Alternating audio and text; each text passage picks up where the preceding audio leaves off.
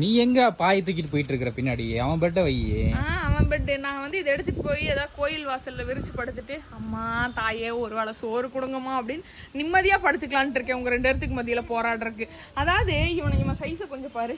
அவனுக்கு அவன் ஜட்டியவே ஒழுங்கா போட தெரியாதுடா. அவனுக்கு இன்னும் ஒழுங்கா எதுவுமே பண்ண தெரியாது. ஆனா இப்பவே வந்துட்டு இந்த நம்ம அந்த அண்ணன் முறையில இருப்பாங்கல்ல, அவங்க எல்லாம் வந்து நாளைக்கு உன் பையன் பெருசானா என் பொண்ணுக்கே கட்டிக்கிறேன் அப்படின்னு சொல்லிட்டு, அவனுக்கு இன்னும் அவன் கோமணத்தை கட்ட தெரியாதுடா. அவனுக்கு வந்து கட்டிக்கிறீங்களா?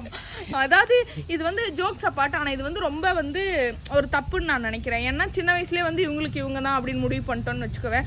நாளைக்கு வந்து அவங்க வளர வளர அவங்களோட எண்ணங்கள் மாறும். அவனுக்கு யாரையாவது பிடிக்கும், இல்லை அவன் வந்து வேற ஏதாவது முடிவு எடுப்பான். அந்த மாதிரி இருக்கும்போது சொந்தங்களுக்குள்ள கான்ஃப்ளிக்ட் தான் அதிகமாக வரும். ஏன்னா அப்போ வந்து டெக்னாலஜிலாம் இல்லை. நம்ம அம்மா காலத்தில் பாட்டி காலத்துலலாம் வந்து அப்போல்லாம் வந்து அவங்களுக்கு அத்தை பையன் மாமா பொண்ணு அவங்கள தான் கல்யாணம் பண்ணுவாங்க. அவங்கன்னா அவங்களுக்கு அவ்வளோ பிடிக்கும்.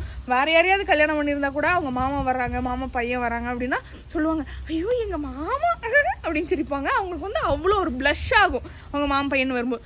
நம்ம காலத்தில் டெக்னாலஜி வளரும்போது நம்மளோட ஜென்ரேஷன்லேயே எப்படி இருக்கும், நம்ம அத்தை பையன்லாம் வந்தாங்க, நேரங்கட்ட நேரத்தில் இந்த நாய் எதுக்கடா வருது அப்படின்னு இருக்கும். அதுக்கப்புறம் அவங்க ஏதாவது கேட்டாங்கன்னா என்னடா இல்லடா போ அப்படின்னு இருக்கும்.